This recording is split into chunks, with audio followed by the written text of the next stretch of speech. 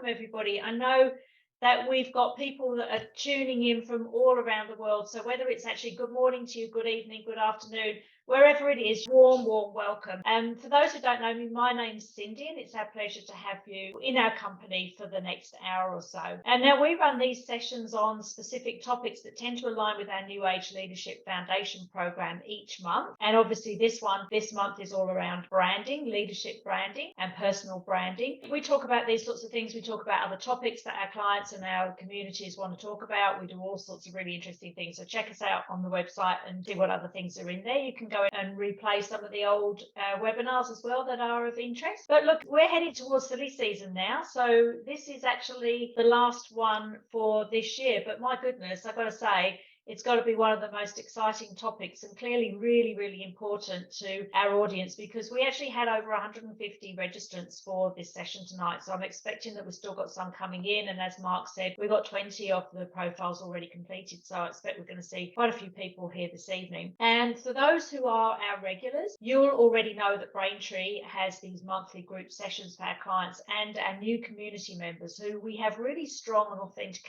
authentic connections to.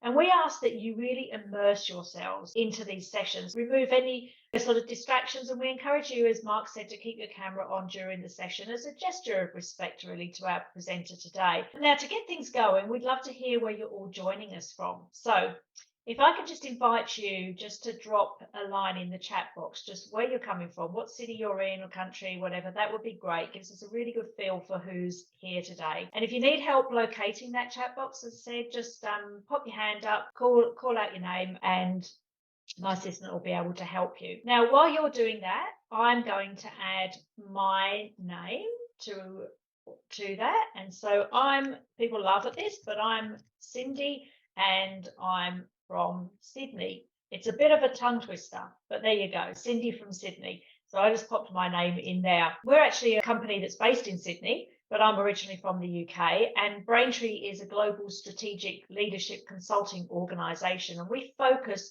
on transforming individuals and organisations through self-development to enable them to break through barriers that might be holding themselves or other organisation or their organisations back. If you want to get a bit more information from us, you can just have a look at our website, and we'll just drop the link into the chat box so you can have a look at that anytime a little bit later on.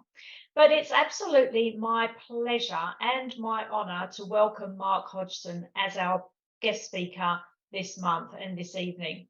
Mark comes from a corporate background, holding senior roles in the UK, Australasia, Central Europe and Russia.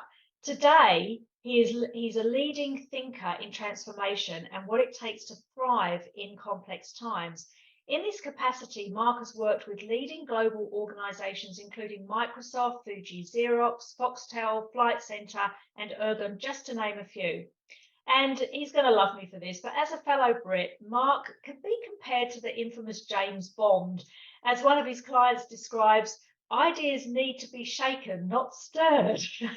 And Mark Hodgson does this thoughtfully, intelligently, awash with common sense, yet without stating the bleeding obvious. I'm quoting you now, and even makes me laugh in the process. So there we go. You didn't know that, did you, Mark? Now, there's many I didn't know it was James Bond. No, I didn't. There you go. There's many more insightful testimonials on Mark's LinkedIn profile. So if you haven't already connected with him, make sure you do now. Click on that and connect away, because Mark would love to be connected to you.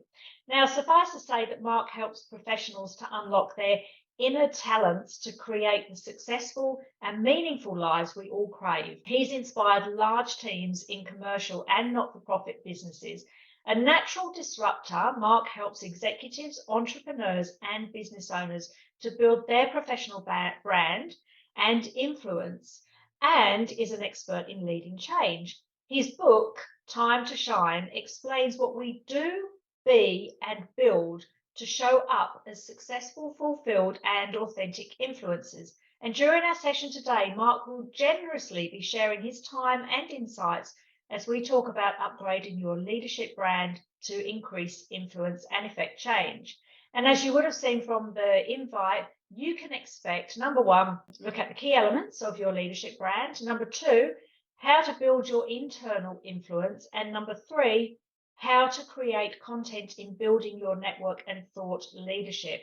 As I mentioned at the beginning, you'll also receive a 16-page personal brand report with our compliments as a gift to you. Now, just a couple of final things. Mark is going to be sharing some other gifts with you at the end of this session, so make sure that you stay tuned and with your cameras on. And before I hand over to Mark, I just want to remind you of a couple of housekeeping points. Now, this is a safe and non-judgmental place for discussion, and I ask that we are all respectful of each other during this session. We will encourage conversation, and that's how we're all going to get the most out of this session. But if you're not speaking, please kindly just remain on mute. If you do have a question, you can also use the chat box, and we'll be keeping an eye on that, and we can absolutely filter your questions for you to Mark as we go through or towards the end. And finally, this session will be recorded, and we'll have the recording available for you afterwards for your reflection. But I do appreciate that we might talk about some sensitive things. So if you feel at the end of the session that you'd rather not have your comments included, just let me know and we'll make sure that your wishes are granted. So what we want is for you to get value from this session. We value our community and our clients and strive to constantly create spaces for collaboration. You might even find that there's some people on the group who you want to chat with and connect with and take conversations offline. And so if you do, that's fine, just go for it. So this time is all about you. And there's just one thing that we'll ask of you as a gesture of your appreciation, and that is to leave some positive feedback on our social media platforms. And the links to those will be put into the chat box now. So with that, if anyone has any questions, feel free to pop your hand up now. Otherwise, I am going to hand over to Mark and give a warm welcome to you. Wow. Thank you. I tell you what, this genius sounding guy is such a genius. I don't mean to say, can you see that? This is the genius who tried to nuzzle his cat this morning. So, how you going, cat? And the cat went bang because he was asleep, and so he attacked my face. So yeah, I'm a big change leader and influencer, and corporate expert. Not so good with cats. So that explains it. It's right in the end of my nose. So that's kind of funny. Hey, listen, it's such an honor to be with you all tonight. Really looking forward to spending a bit of time with you. Yeah, if you can turn your cameras on, that would be great, because it's a really, let's get a community conversation going. I'm going to talk for around 35 minutes around everything about personal brand and leadership brand. And then what I'd love to do, and if you those with bubs get an exclusion, unless anyone else is holding a baby, you've got no excuse. So we'd love to see you. And if you want to grab a baby to get next, go if you like. So I'll talk for about 35-40 minutes, and then I'll probably do questions at the end if that's okay. But there's obviously there's a lot to cover, and hopefully this will be useful to you. So I'm going to share my slide deck, and I'm just give me a second to. What I'm hoping is I get a thumbs up for some people that says you can see a slide deck. Awesome. We've already won, because if anyone who's done this, and when I don't get the thumbs up at that point, it's all a bit grim. So it's not so good fun. So that's lovely. Okay, let's get going.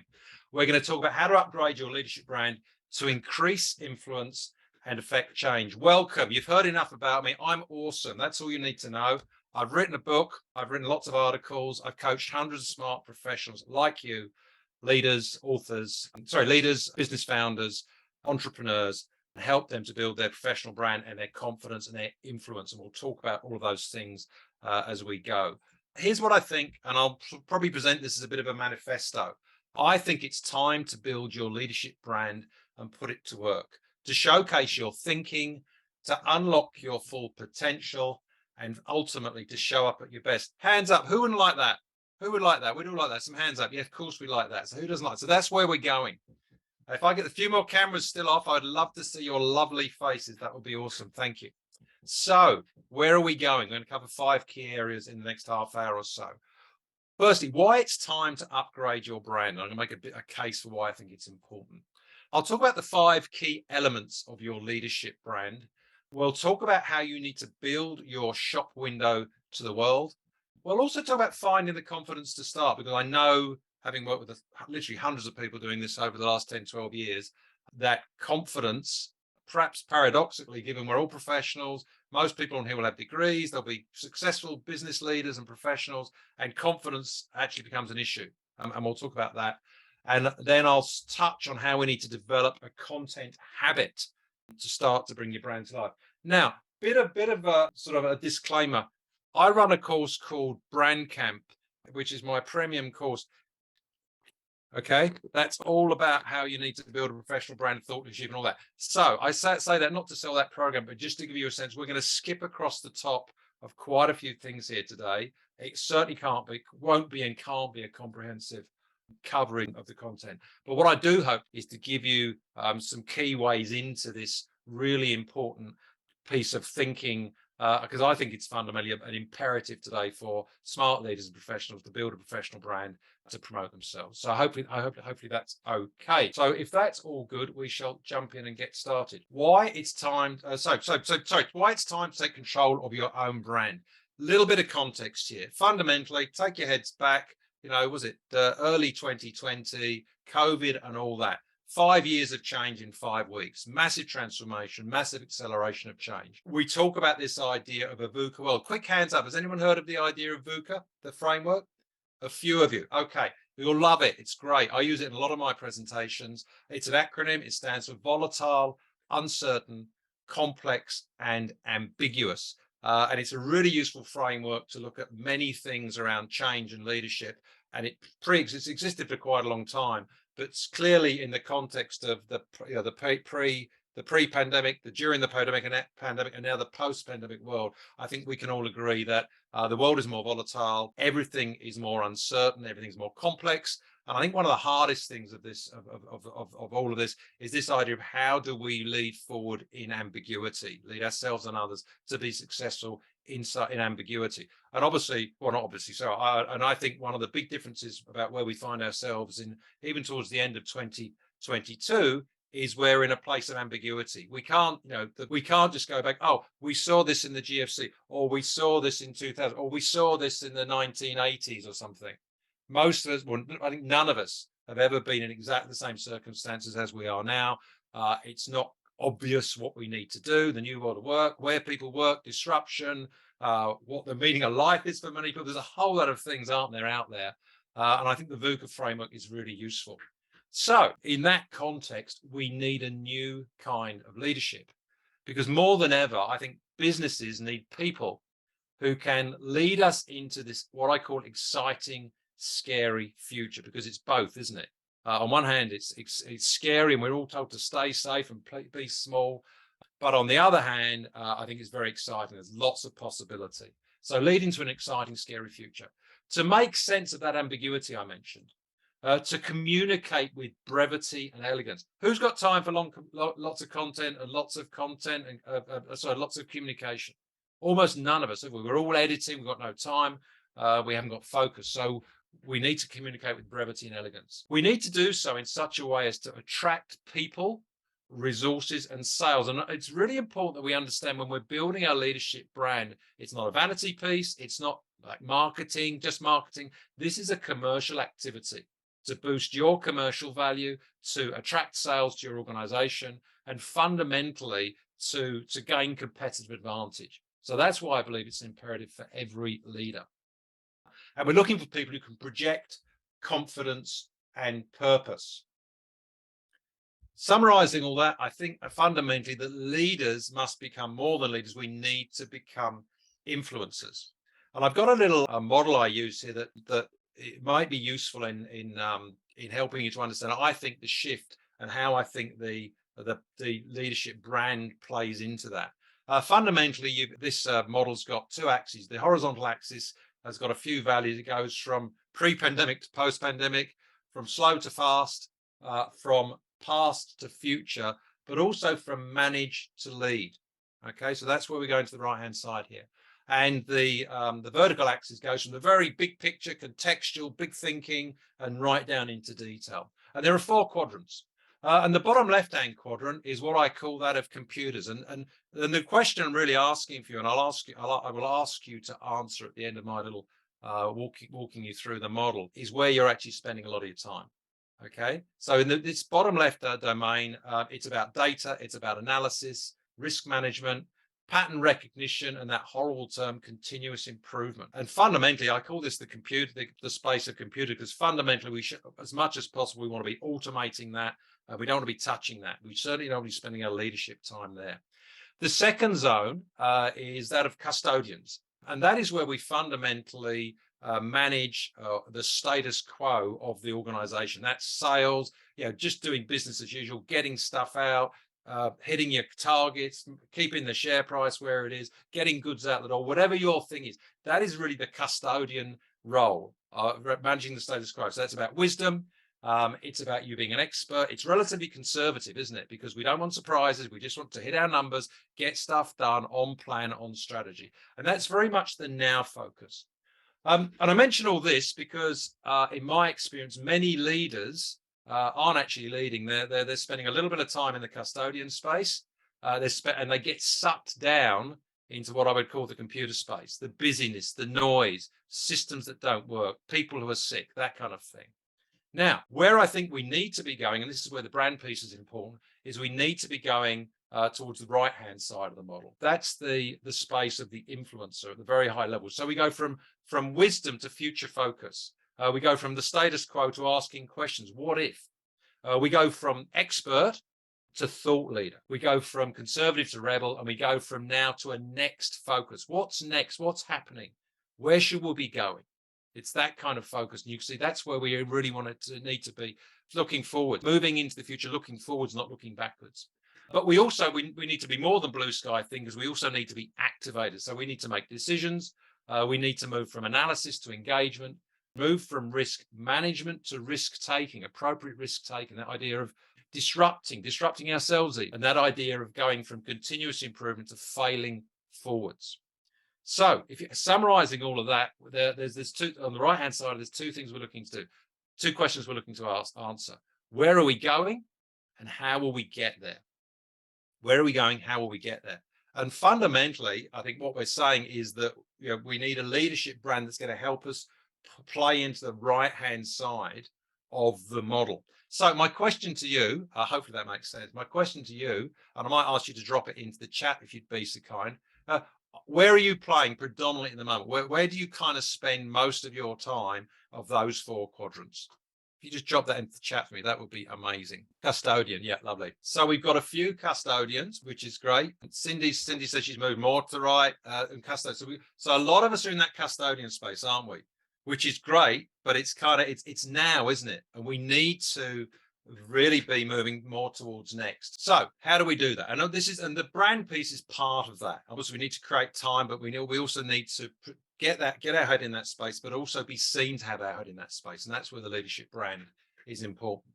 So as that pertains to our brand, we need to do a few things. We fundamentally need to develop a value bank around your personal brand. That needs to showcase four questions: what you know, who you help, how you add value, and why you are different.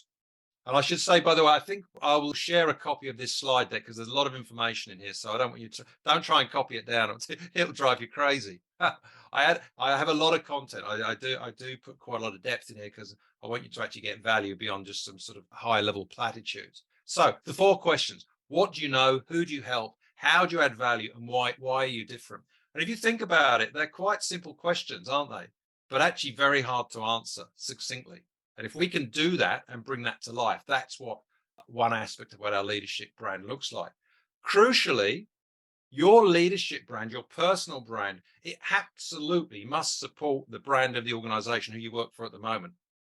But crucially also, it needs to belong to you and be portable as you move from one role to another role, or maybe you're in a portfolio career. The brand needs to belong to you, not to where you work. Because you'll probably, remember, you've probably met people. You say, oh, who are you, or what do you do? And they'll say things like, oh, I used to work for Optus. I used to be the CIO at Ford, or something like that. And what they're basically saying is their brand is their employer's brand. Well, that's okay all the time. You work for the employer, but what if you don't? Or what if you want to change? So we need to build brand equity. Yes, that absolutely supports our employer, and that has to be align with the brand of the organization, but it also needs to belong to us, and we need to build it around ourselves. Does that make sense? Cool. It's a very important point. Okay, so what's the problem with all this? It's this. Selling you is hard, isn't it? Selling you is hard because fundamentally that's what we're doing. We're talking about a brand. I mean, a brand, you go to the supermarket, you know all about brands. In this case, the brand is you. It's us. And it's hard. So selling you is hard. So what I'm hopefully you'll get out of this presentation the next 20 minutes or so is some insight as to how you do that. Because I believe that with the right focus and mindset, every leader can build a powerful brand that boosts their confidence, boosts their influence, and fundamentally accelerates their success. So that's where we're trying to go. So it's interesting. So one of the things we've done, in fact, I'll come to this now. But many of you completed your personal brand report. Thank you very much. And I've actually taken some of the. So one of the questions I ask in the questionnaire. So for those of you who haven't done it, you do a questionnaire, 9 questions, takes you a couple of minutes, and then that generates through to a score on a report. And one of the questions is, what's the biggest thing holding you back right now? And I'm not naming names. Changing circumstances at work. I don't have the time. Strategic planning, insight, or clear direction. Procrastination is holding me back. Self-doubt and inability to effectively sell myself. What's holding me back is myself, my motivation, my growth. I'm unclear on my career path. I'm not confident to be seen. I don't have confidence or time. I'm avoiding overstretch and under delivery. So you can see here, and thank you for that information, real life, hot off the press data.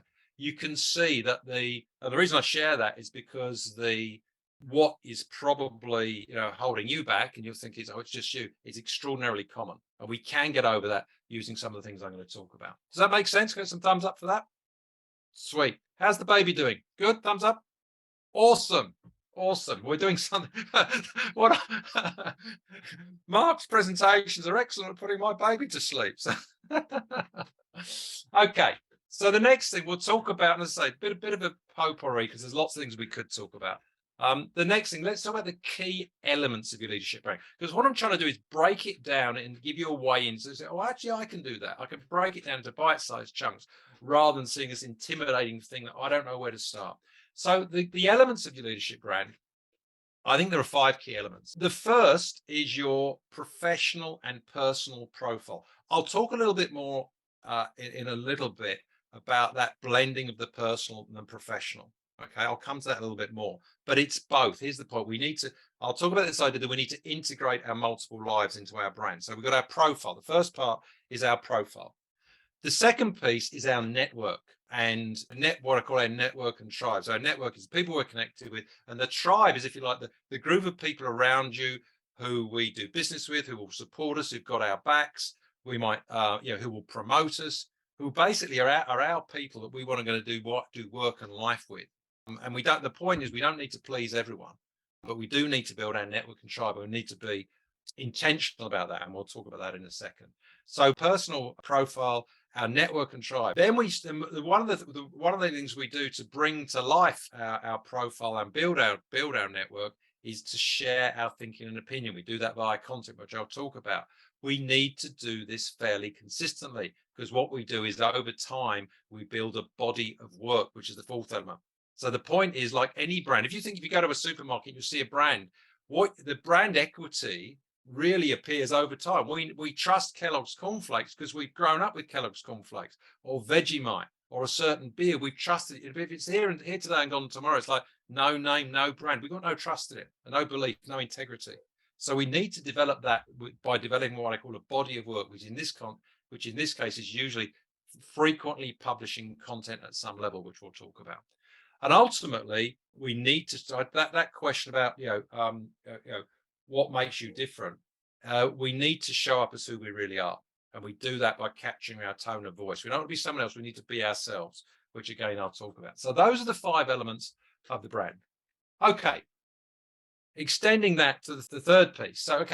So the next thing we need to do is to build your online, what I call your online shop window to the world. And I use that metaphor. Just think about it. We need to put you in a shop window so the world can see you, and that the world knows that you are open for business, both as a leader, yes, for sure, but also you're a product. At some point, you're looking for the next job. You're looking to impress your bosses and get promoted. You're looking for a pay rise. So we need to put you in the shop window. If you're a shrinking violet, out of sight, out of mind, very diffident, not putting yourself out there, unsurprisingly, you're making yourself hard to buy, aren't you?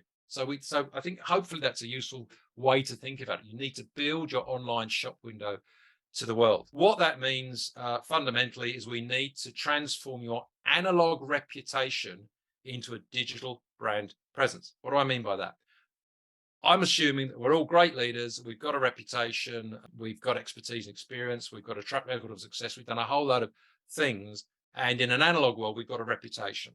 And that's great. It's necessary, but it's not sufficient. What we need to do is fundamentally to bring that to life by creating a digital and online brand presence.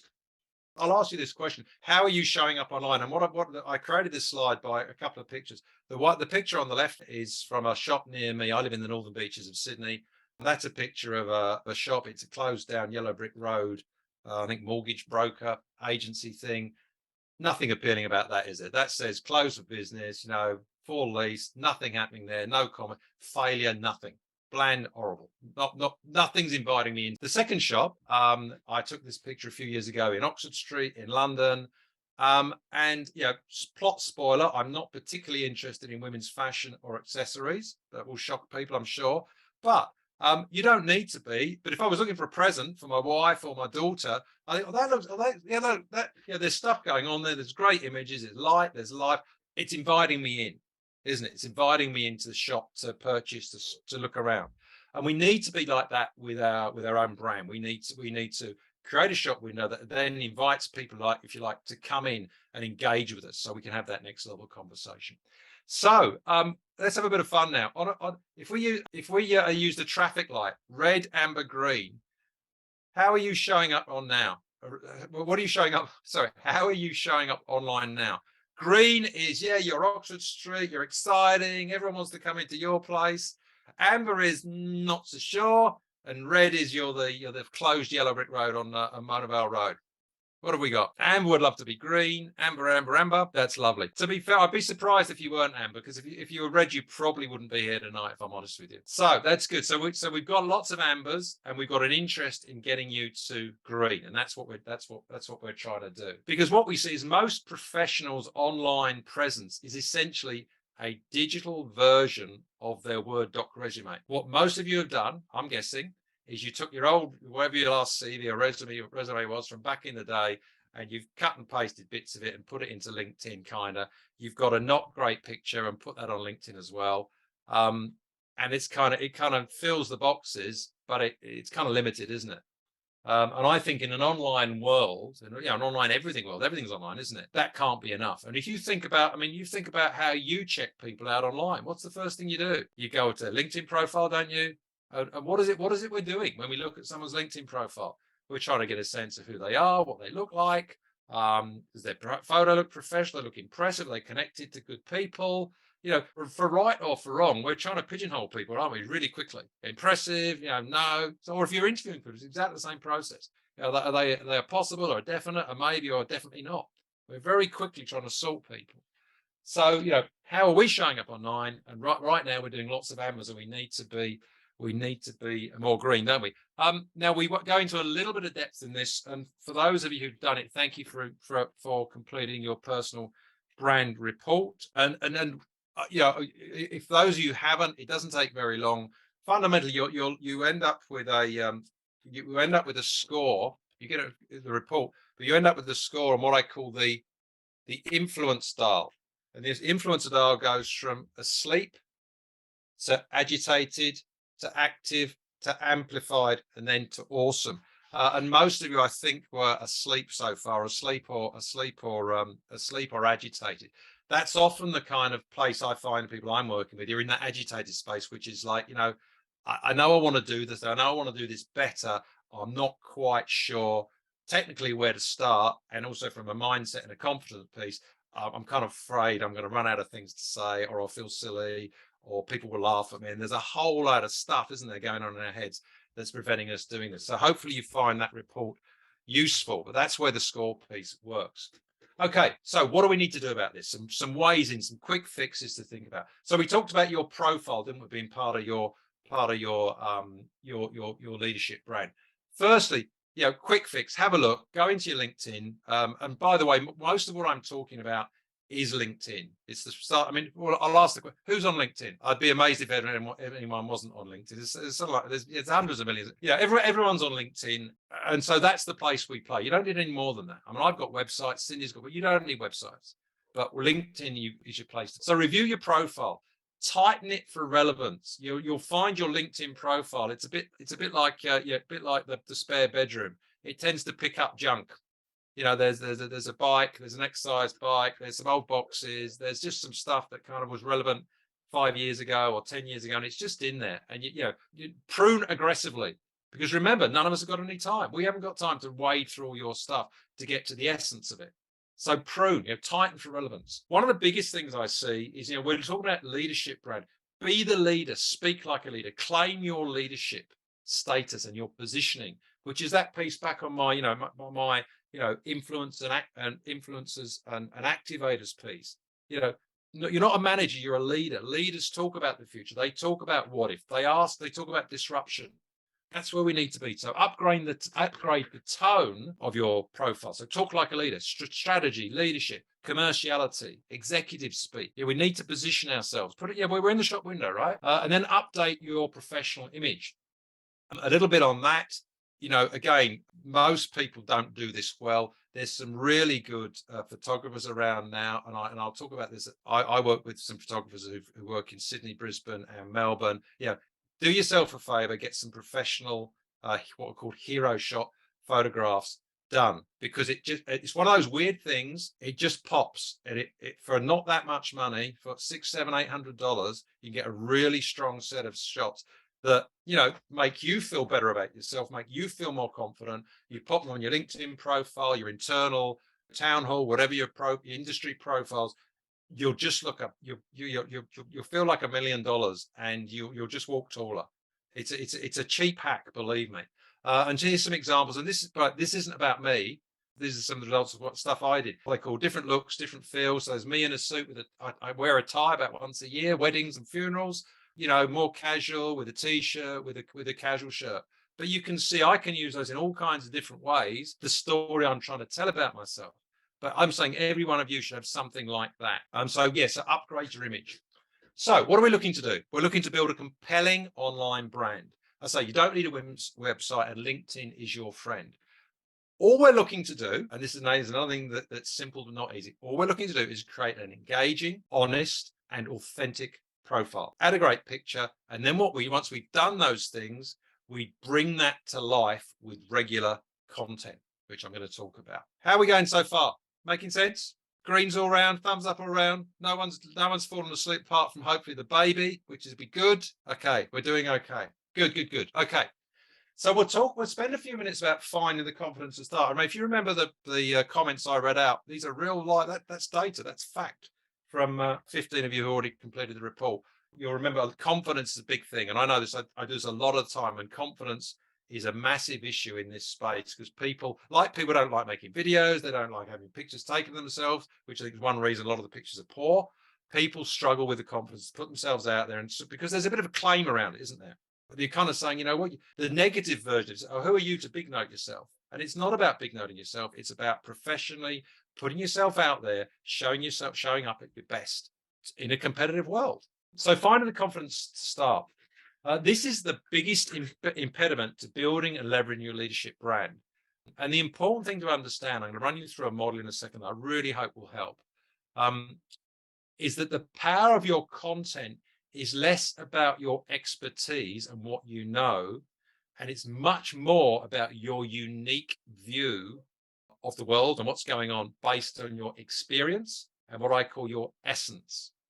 Okay, important point. So fundamentally, the reason I say that, you don't just, when you create content, you don't have to be Einstein. You don't need to come out consistently with earth-shattering, top drawer thought leadership and insights and comments. You don't need to do that. Good if you do it a little bit, for sure, but that's not what we need. That's not what we're talking about. So let me explain. I've got a Venn diagram here that hopefully will help you understand how this works. What most of us do when we show up online is we show up in our expertise, which is what we know, and our experience, which is where we've been. And that's great. Experience and so expertise and experience. What that does is position us as credible subject matter experts. We have expertise, we have experience. Awesome. Big thumbs up. That's amazing. But again, it's necessary, but it's not sufficient, because the world's full of smart subject matter experts, isn't it? A lot of us in Australia, I think we've got people in Singapore, so mostly, and probably some in the UK, mostly first world countries. There's a lot of smart subject matter experts who come from countries where the wages and the salaries are much less than they are in Australia or the UK or the US or Singapore or places like that. So we've got to be more than subject matter expert in bringing our brand to life. And the way we do this is we bring this third element, which is what I call our essence. That's what I call that's our personality, our passions. And when we bring our essence and our personality into conjunction with our expertise and our experience, two really cool things happen. Firstly, our essence and our expertise come together to give us conviction, which is really showing up. And when someone comes from conviction, which I really believe what I'm saying, what I'm espousing, what I'm thinking, that's very reassuring, and people like that. And it's very different to convincing. When someone's trying to sell you something and you feel they're trying to convince you, that's not a good feeling. But conviction is a good thing. So when people come from conviction, when you have conviction in your brand, that's powerful. And then the second thing is we have authenticity. And we all know, in a world full of fake news and fake people and fake everything, we're so hungry, aren't we, for people who are authentic, who really show up as who they really are. So when we bring our essence into conjunction with expertise and experience, that's how we start to really bring our brand to life. Our expertise is about what we think, our experience is about what we do, but our essence is about who we be. So we need to bring all those things together. Does that make sense? Good. Because if you can, all that basically means is bring more of you to the table. And bringing more of you to the table makes your content much more relevant and engaging. It also helps you to find your voice. I talked about, remember, finding your voice was one of the 5 pieces of leadership brand. Finding your voice is really, it just means you get to show up as who you really are, not some confected or convoluted or usually clipped version. When you remember your telephone voice, when you pick up the phone and you speak much more posh, much more properly than hello, it's Mark here, how are you? You suddenly put on some confected voice that's not really who you are, which is kind of false, isn't it? And I think also with business, we often leave a little bit of our personality aside as we walk in the door. Well, no one walks in the door. I mean, you remember when you used to go into an office, old school, now we don't do that. We kind of leave a little bit of our personality beside, don't we?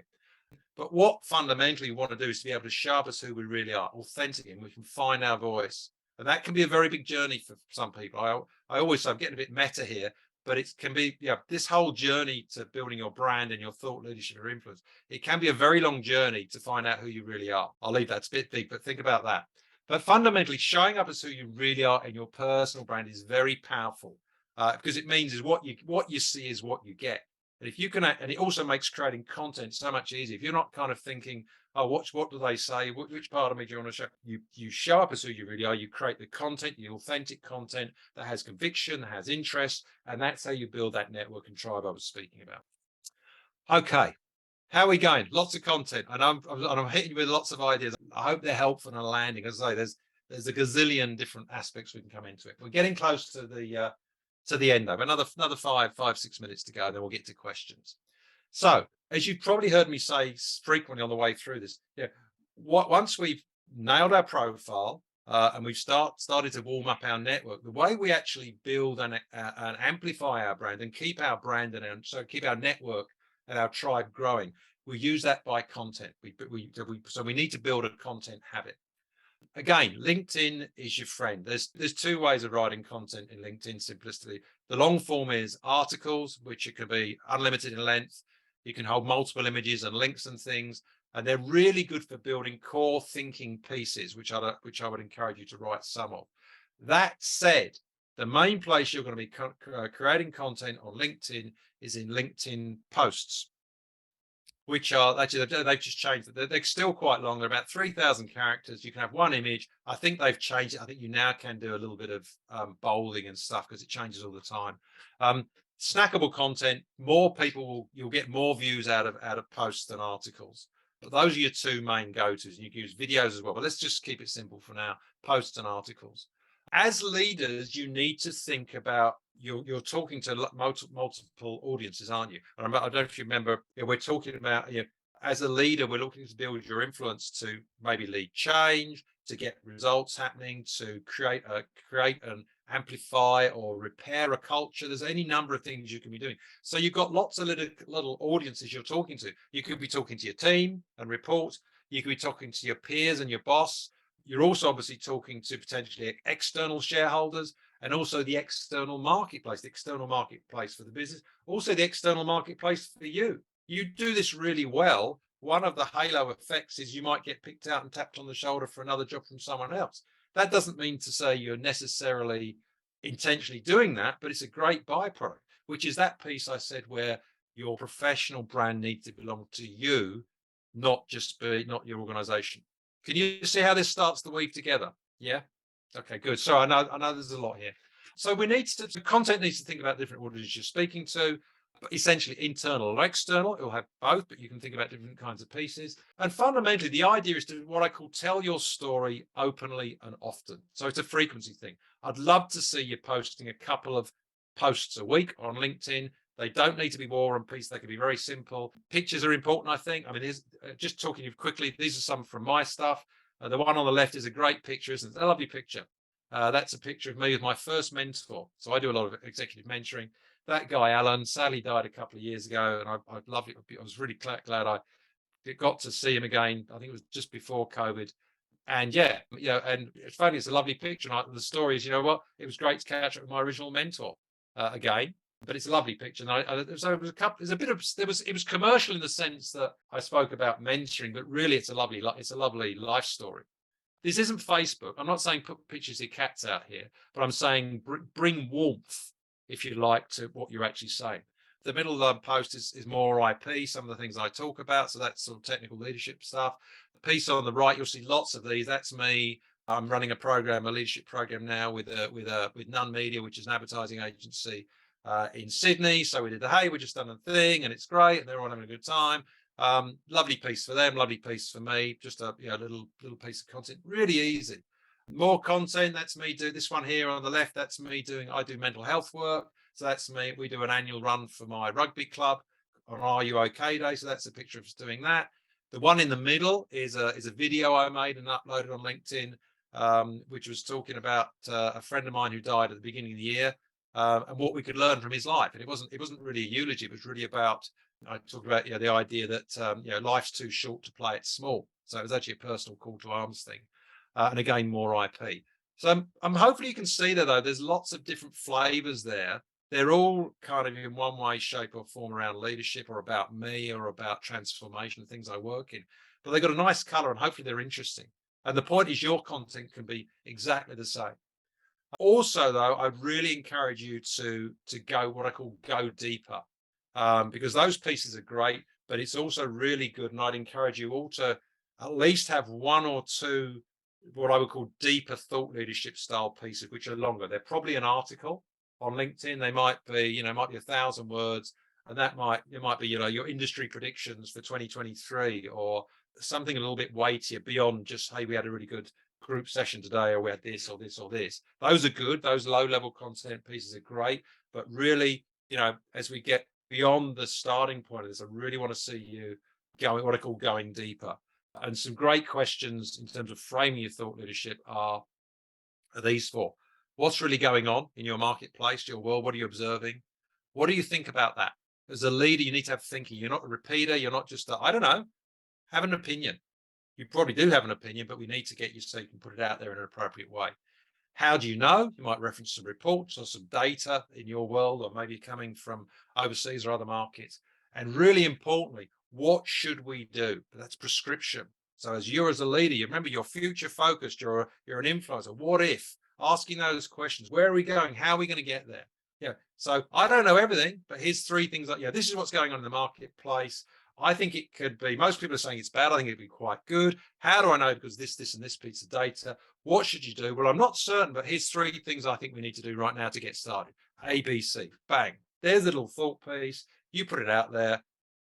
That's leadership, right? And that's leading your others. That potentially is influencing your team, engaging your team, maybe impressing your boss. It's a call to arms, leading through adversity, whatever it is.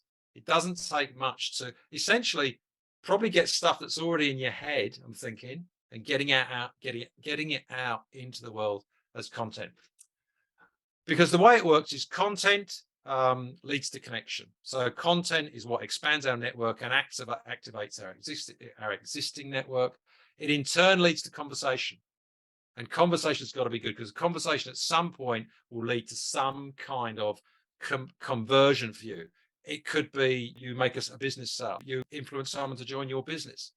It may be you get a job offer or a pay rise. So content creates connection, starts conversations, and conversations lead to conversions of value at some level. But here's the thing. People are telling me all these reasons you can't do this. It starts with courage. And this is the, hopefully what you're going to get out of what we talked about, the courage to start doing this stuff, because it's all too easy to hide behind a not great profile and not really doing content. And bear in mind, 90% of people on LinkedIn do nothing. And I think fewer than 1 or 2% of people on LinkedIn actually create content. Okay, so getting started, fundamentally 3 things to get you started with. The first one is make a decision. You've come here tonight, you've jumped on this call, it's great, seeing all these lovely faces, and hopefully you're getting something out of this. The first one is to decide to make the decision to start. You've already made some of the decision, decide to start doing this thing. The second one is to integrate your multiple lives. And that's that idea of our essence. So you and that personal and professional profile, and they're kind of blended, aren't they? With COVID, we're in each and everyone's bedrooms and spare rooms and offices, and that sort of divide is much less, absolute than it used to be. And whilst I'm not saying pour all your personal stuff out into work. I'm not saying that at all. But I'm saying bring the color, bring your personality into your leadership brand. Don't think it needs to stay at home. It doesn't. Because when you do, you show up authentic. So with authenticity and conviction, that's really, really powerful. And then lastly, a quote by David Bowie, and that's to encourage you to step out. Fun fact, the world went to shit when David Bowie died. Check the dates, just so you know. Just work that out. When he died, it all went south. But anyway, he said this: if you feel safe in the area in which you're working, you're not working in the right area. Always go a little further into the water, go a little bit out of your depth. And when you don't feel your feet are quite touching the bottom, you're just about in the place to do something exciting. I think that really nails this whole brand thing. Okay, just before I hand back to Cindy, a few things about what to do next. Firstly, and you'll get an email with all this, you can book a call with myself, and I'm happy to go through this in more detail as it applies specifically to your situation. That's a 30-minute call. We've also got some free resources. How good is that? We've got a free ebook version of my book, Time to Shine, which is my mum's favorite book. Yeah, she loves it. She thinks it's amazing. I don't think she's read it, actually. It's a compilation. It's about thought leadership, influence, building confidence, communication, that kind of thing. Interesting, the way it's built, it's actually a compilation of about 100 blogs. I write a regular weekly blog. It's a compilation of those. And that shows how you can use and reuse content. So I didn't go and disappear and sit on a mountain for 6 months writing my book. I created content, used it, published it, and then reused it and put it into this. So you're very, very welcome to grab a free copy of that. We've also got the Personal Brand Report, which some of you have done. We've got the link in here, and we'll send you the link as well. And some other things you might want to think about that are paid. I've got an online program called Brand You. There's a really nice little thing I did. I talked about that picture, getting your hero shots. And there's another little package we do where you do 6 hero profile shots and a brand strategy session and the Brand You program. But I reckon that's enough from me. Questions? What do you reckon? How are we going? Fantastic, Mark. Thank you so much. That's just so insightful. I've taken so many notes and I'm eager now to take everything on board. Now, Yvonne did have a question. Yvonne, I'm happy for you to jump in and ask the question yourself, or I can ask it on your behalf. How do you decide how much of yourself do you share? And she was thinking in the context of considerations around privacy and the protection of data about your family and other considerations. And, I can relate to that, and I'm going to let Mark answer this question, but I absolutely can relate to that, because I had an incident where I saw a woman who posted on Facebook her name, and then in brackets had her maiden name. And then within Facebook had all her children's names.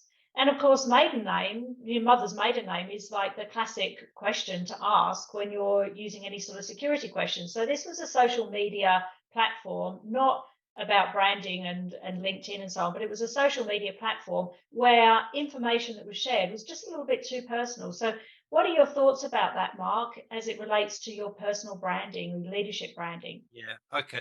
So I think it's 2 points here. One, just do what you're comfortable with and no more is the short answer. But the second thing is, and that's please understand, I'm absolutely not negating any of that and the importance of it. But I would just say this, I've been creating content for 10, 15 years. There are, and one of the biggest fears of people when they create content, I'm going to get laughed at, I'm going to get this, I'm going to get the stuff you're talking about. I've got to say, it's happened to me like twice in thousands of posts. So it's very, very, very rare. And so I don't want to negate the risk. Of course, there's a risk, but I also don't want to get people thinking, oh, the minute I start typing something, I'm going to get attacked or spammed or cancelled or anything like that. Really, really, really unlikely to happen. And just play. You work out your own level of comfort. So you can say plenty of things about your life. I mean, when you're swimming or this, or you do a whole lot, your personal routine, you do a whole lot of stuff, and sort of keep that. Just keep it where you keep the boundaries where you want to. So it shouldn't be I'd hate you to think it's a problem. Just do what you're comfortable with. Does anybody else have any other questions? And hopefully, Yvonne, that's answered the question for you as well. Thanks, Yvonne. A couple of observations I had, Mark, were when you were referring back to the live, input from the brand profiles that people had completed. There was a consistent message about what is holding you back, and that message was us. And it was really interesting because a bit later on you were talking about how people think, oh, if I'm going to talk about my brand, my personal brand, my leadership brand, do I feel like I'm big noting myself? And it's really interesting because with a lot of our clients, we see things coming up very similar to this a lot of the time. And that is when we ask them to share what are their strengths, what are the things that they're proud of, they become very modest and they find it very difficult to be able to sort of put their hand up and say, these are the things that I really stand for and that I'm really good about. Now, what we do in that situation is we often then say, well, okay, just remove yourself from that for a minute and ask other people that you work with, others that you're close to, how do they perceive you? What do they see are the real strengths that you are bringing forward in yourself as a leader? And it's really quite interesting because the things that come up aren't always the things that individual will have noted themselves, but go, oh my God, yes, that's really powerful. I hadn't thought of that. Yeah. So just wanted to share that with everybody. That's a great point. One of the things I talk about is people have their superpowers, and your superpower is usually something that you find very easy, is very impressive to other people, and you're kind of scratching your head, go, oh wow, how do you do that? You go, well, just do it. It's just something I do. And we're very bad understanding now that's your superpower. That there's a lot of value in that, and we overlook it because oh that old thing. So, no, there's lots of power in that, and I think we're very good. And again, when my personal brand report, most people who do the personal brand report are probably asleep. Either asleep or agitated. They're not amplified and awesome, because they're amplified and awesome, they wouldn't be doing this because they already either are doing this stuff, or they think they're good enough already, so they don't have a confidence issue. But most people do have a self-confidence. What I talk about, self-confidence to show up and put ourselves out there is a massive impediment to most people, because most people and it's not about being a narcissist. And it's actually, I know I talk about selling yourself is hard, and that's true, but also I think for most of us, it's just giving ourselves a chance to be seen and to be showing up. The selling of you will actually happen quite naturally when you just give yourself a chance to show up as who you really are, as opposed to the alternative, which is kind of to hide. Yeah. And we kind of, it's not, we don't have to be fabulous. I mean, and life of the soul and come into them, hey, you don't have to be that person, but you do have to come out of the shadows a bit. And I think a lot of us kind of live in the shadows a bit, and we're a bit too self-effacing, and we kind of play it small. And it's not about being arrogant or narcissistic. It's just giving yourself a chance. I can do this. I know this stuff. I'm a good leader. I'm a good person. I've got good instincts, I'm smart or whatever, I deserve to be here. So it's not a big ego thing. And almost everyone on here will not have an ego problem, because otherwise they, does that make sense? It's kind of it's a circular kind of thing. So it's not selling yourself in like a real estate agent kind of way. Sorry, any real estate agents on the call, but you know what I mean? It's not that, hey, I'm fabulous, I'm just in town, I'm going to sell your house. It's not that.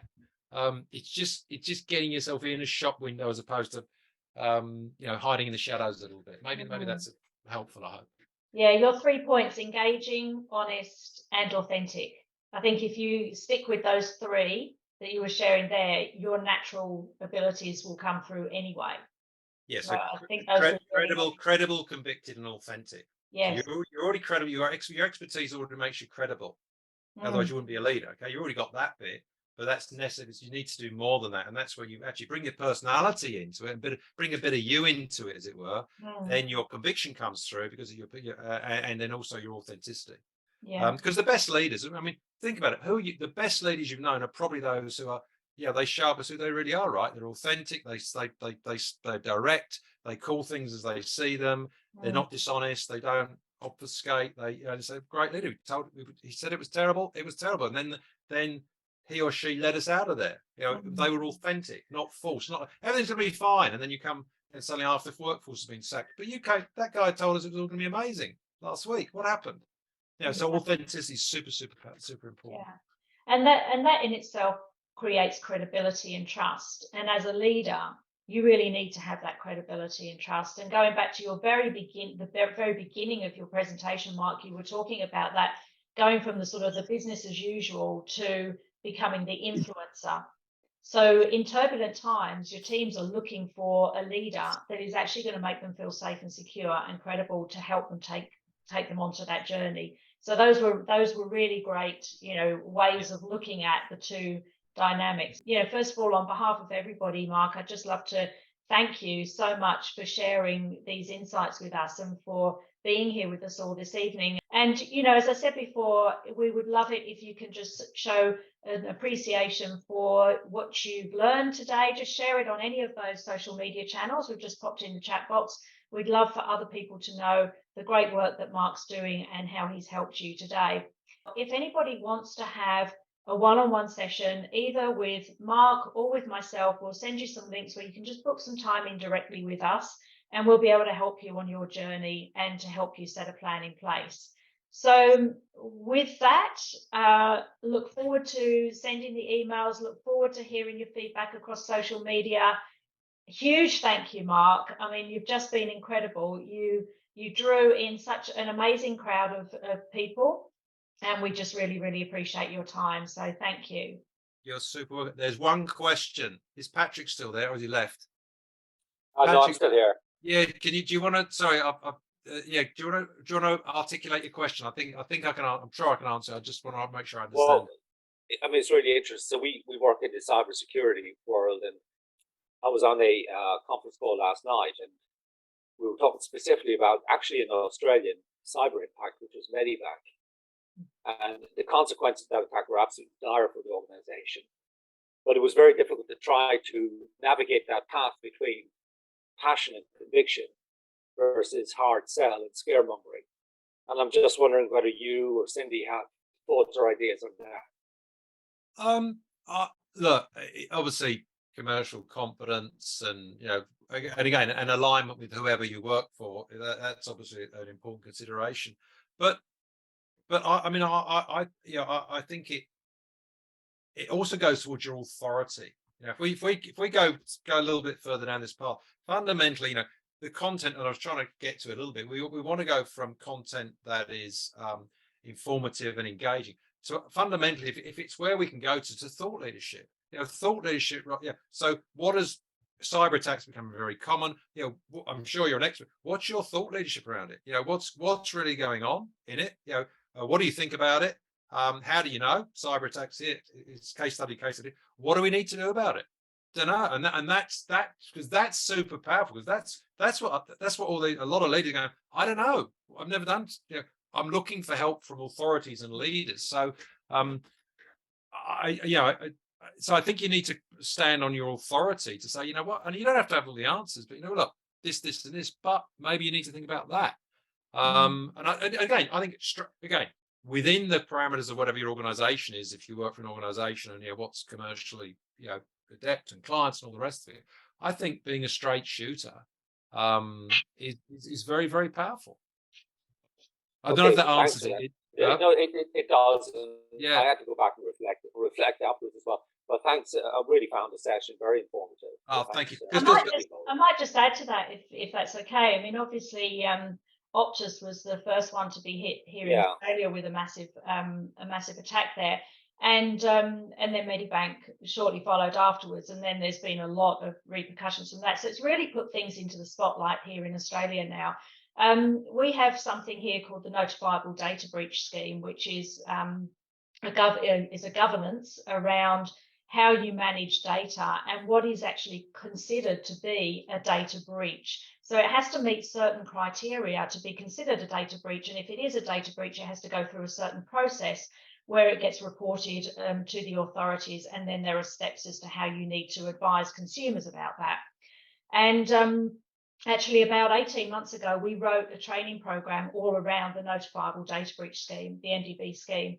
And we not only did that from the lens of how does an organization need to understand what their obligations are when it comes to managing personal identifiable information, but also as a consumer, what happens when you get that notification that says, by the way, your details were included in those exposures? Because consumers they trust that an organization has their data and that it's protected. And now what do they do in those situations? So how do we tie that back into the topic of this evening, being around leadership brand? Well, in our New Age Leadership Program, we have a section that talks all about data privacy. And because we had a drill down, much deeper level training program, we looked at this opportunity and said, well, we're not going to look at this as a way of monetizing a situation that's been a misfortunate situation for others. We're actually going to give every Australian business access to that training program free of charge for 10 employees in their organization. So what we were doing was really coming back to the community and saying, we want to help Australian businesses not fall under the bus like the large organizations do. And often the smaller ones don't have deep pockets to be able to protect themselves. This was a wonderful way of doing that. And, in turn, our authenticity, our honesty and our trust actually comes out. And so then, as we move forward, we're really creating that brand that is about the company that people can actually trust and go to. So, there's a lot of mixed, messages in there, just really how we're bringing that back into the context of tonight. But that is an example when something happens in the market and you do have expertise in that area, how can you help and how can you help that create your brand as an organization, as an individual? Yeah, that's very helpful. And I'll just finish. One really important thing about when I talk about thought leadership, which I think dovetails with this, thought leadership should be positive and it should be solutions focused and about solving problems, which is exactly what you just described there, Sid. It's not negative, it's not throwing rocks. So throw some rocks, but then suggest some solutions. It's a very constructive, positive, proactive sort of flow of thought and that future focus thing I was talking about. And when you put that through the data breach thing, I think there's lots of opportunities to help people and build your brand at the same time. Yeah, absolutely. Cool. That's amazing. Thank you so much for the questions, everybody. And Great you questions. again. Never heard that one before.